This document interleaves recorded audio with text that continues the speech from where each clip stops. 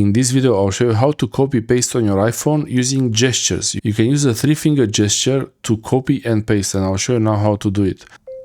First, I need to have some text, so I'm just simply using the voice typing to have some kind of text to show you how this works.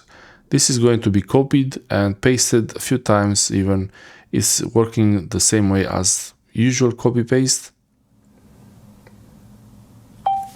Okay, so we have the text here, and if I want to select some kind of text, for example, I could select this text here, this sentence. If I want to select the whole paragraph, I could do a triple tap and it selects the whole paragraph. If it was one sentence here, it would select the sentence, so triple tap, it selects the sentence.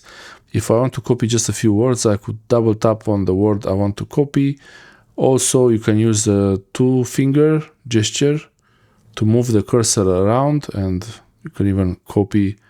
You can use the 2-finger gesture like that a few times. For example, times, even working the same. I could copy this, and you can use the context menu, cut, copy, paste, easy. But you can also use this 3-finger gesture and you do a pinch, so they go from far to close together, all 3 fingers like this, all together, and you see copy, it says there copy. I can go with the cursor somewhere else, and to paste it, all you have to do is do the reverse of the pinch, like the 3 fingers are close together and you move them apart from each other like that. It doesn't always work, so I'll try. Okay, so it says there paste.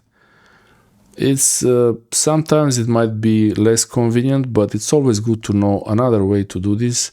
So I'll copy something else. I'll copy this whole paragraph. So pinch, it says copy. Then I go to the end here and paste. It's almost like bring it up, bring it out like this. It brings up out the text. That's how you copy paste with gestures on your iPhone. Thanks for watching.